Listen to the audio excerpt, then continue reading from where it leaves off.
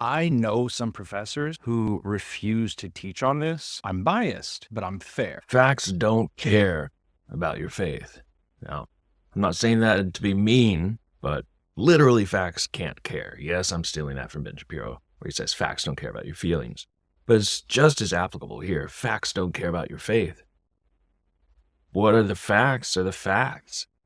We like to think in this mindset of, I'll just believe whatever I want to believe, and if it works for me, then that's good, and, it's true for me, and then the same for you. You believe in what you want to believe, and that's true for you. Now, on some level, it is true that I will believe what I want to believe, and you're going to believe what you want to believe, because I have the total free will and freedom, human freedom, to be able to do what I want, and make my own choices, so that I will believe what I want to believe. But that's usually not what this is meant, the way this is meant. When people say, oh, you just believe what you want to believe and I'll believe, they mean it in a relativistic way. Now, we've already talked about relativism in a different video on moral relativism, but this is a different kind of relativism. It's a kind of religious relativism. And it's just as confused and wrong. This idea that, it's just going to be true for you, whatever you believe, and, it's just as confused, honestly. Now, why I've titled this Facts Don't Care About Your Faith is because when we are in the religious domain, there are some facts being claimed, or at least claims that have to do with facts that can either be true or false. Like God exists. That's not a preferential statement. It's not a statement like I like strawberry ice cream. It's a statement about the world that demands a response. It's a statement, in other words, if you think that it's true or false, right? It demands from you kind of, do I go along with this because, what do you mean by truth? First of all, what is truth? As Pilate asked Jesus. Truth is, according to philosophers, in this certain theory, I think is the correct theory, truth is correspondence to reality. So if I make a statement about something, like, let's take something over. Here we go. This marker, right? This marker. Well, I can make a statement like, this marker is black, or this marker exists, right? If my statement, this marker is black, this marker exists, corresponds to reality, well, does it exist? Is it black? Then my statement, if it does correspond to the reality of the situation, and it matches the reality of the situation, that means my statement is true. And if not, then it's false. It's that plain and simple. So that's truth. And then belief is whether I hold such a thing as being the case. If I hold it to be the case that this is black, like in my mind, I take it to be the case that this belief in this sense, in philosopher sense, in a real technical meaning, does not mean anything like loaded. It's really neutral with respect to, being metaphysically loaded. Sometimes people take belief to be like religious belief. They don't mean that in philosophy. They just mean, I take it, I hold it to be the case that this is black. It could be plain. It could be about any other thing on earth. Like, I'm sitting in a chair. Today is whatever day it is. I think it's, forgot, Monday. So all these things, right? These are just neutral with respect to their content. It's something that is a statement. I hold it to be true. That's a belief. And then if it corresponds to reality, that means that my belief is true. That's that plain and simple. Now, when applied to religion, none of those rules change, right? I have a statement, something I hold to be the case, right? God exists, right? And that's my belief. It doesn't matter if it has a different content now that it's about religion or not. It could be about me sitting in a chair. It could be about my bookshelves behind me. It could be about what day it is today. It could be about whether I'm sleeping or dreaming or awake. This happens to be the content. God exists, right? God exists. And if that corresponds to reality, then that is a true statement. And if I hold it to be the case, and it is a true statement, then that's a true belief. So that's exactly how it works, right? So if it is true that God exists, then that's a fact of the world that we need to reckon with, whether we like it or not, right? Just like gravity. If gravity works the way the scientists say it works, I can't just go run around and jump off a building and just pretend like for me it doesn't work. I'm not going to be very nice for you to figure out that, well, it doesn't matter if you believe it or not, it does work. Same thing with this, right? So that's a belief, that's a religious belief that we would just hold to the same standard. God exists, and if he does, it's a true belief.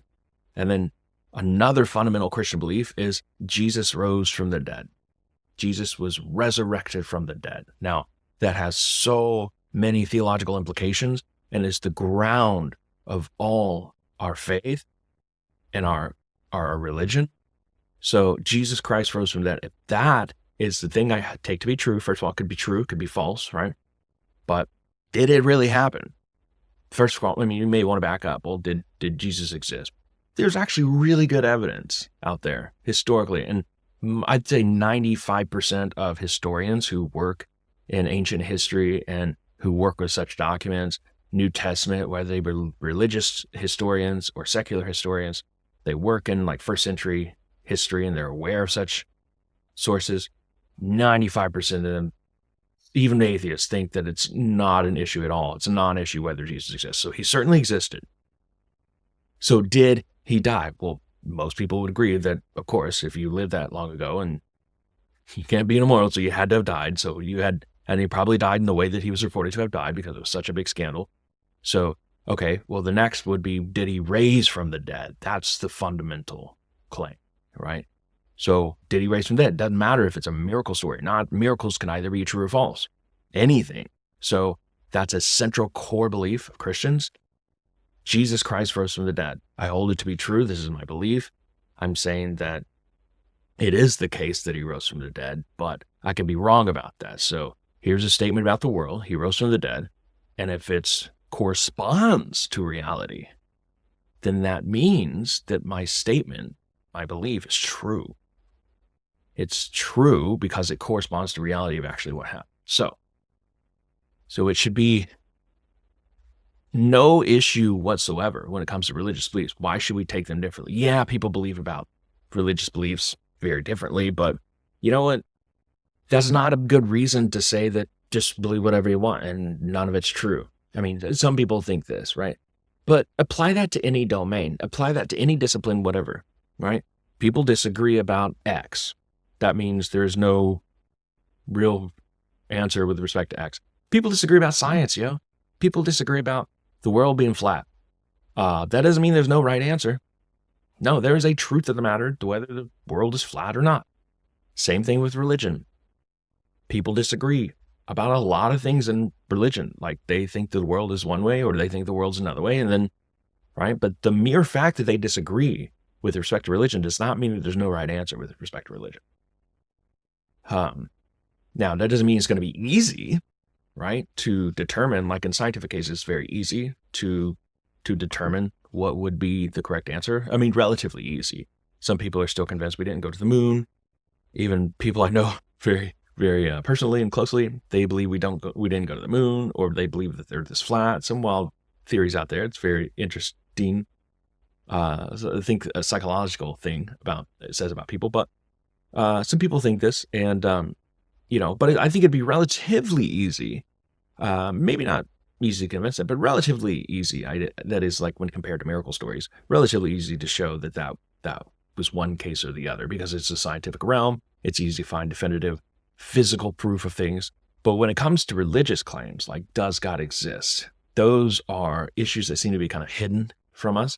They're harder to discern and discover answers to, like whether God exists. Gosh, what evidence should I start with? I can't just measure things. Can't go around with my measuring stick and try.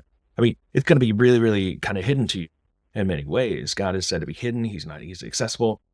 And this leads very many people to give up. But that is not the correct answer either. Just because something's hard to discover or hard to discern doesn't mean you just give up on it. And it certainly doesn't mean that there's no right answer. So there is a right answer, even if it's difficult to discern and discover. So, and like I said, this is a very fundamental Christian belief. I had somebody the other day say to me, even if Jesus didn't rise from the dead, I would still think he's a pretty great guy or something like that. But according to St. Paul, who wrote most of the New Testament, that is not the right way of thinking either.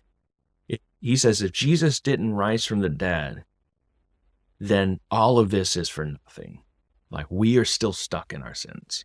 That is why, theologically speaking, is so fundamental. It's such a core tenet of everything we believe, because his raising from the dead is his victory over death. And if he didn't do that, then we don't have victory over death. We don't have salvation. We don't have anything. Any promise of heaven, paradise, nothing. We're stuck in our sins, and we are prisoners, and we'll be going to the bad place. And so it's not just sort of like, like this person I was discussing this with, they were like, nah, it's not a big deal if he didn't. No, it's a big deal whether he did or not. So there's that. Yeah. But all this to say, just as a now common saying goes, the twist, facts don't care about your faith. I don't mean that in a harsh way. I mean it in a way that, first of all, facts can't have cares or feelings or concerns. Facts are the facts. They are what they are. And it's up to us as knowers and thinkers, humans, to wrestle with those facts, to come to terms with them. We have to respond to them. As Thomas Aquinas says, the facts, the nature of the world, that our minds are measured by that. That's the measurement out there. And we have to kind of calibrate to that. So that facts don't care about your faith. Your faith isn't just a matter of like personal choice. Some devotions are, certainly, but as far as like absolute fundamental claims about the world, which religions do make. Does God exist? Is there an afterlife? Did Jesus rise from the dead? So on and so forth. We've only talked about Christian ones, but of any religion whatsoever, those claims about the world demand a response, and they're either true or false. It demands our response to them. Are we going to say that they're true? Are we going to say that they're false? We cannot, under any circumstance, say that, nah, it's true for you and not for me, and I just don't feel like it. That avenue is not open to us. No, it's not open to us anymore. It's either true or it's false. Of course, if you're not subscribed, let this be a reminder from my wife to make sure you subscribe. And I look forward to hearing from you next time. Take care.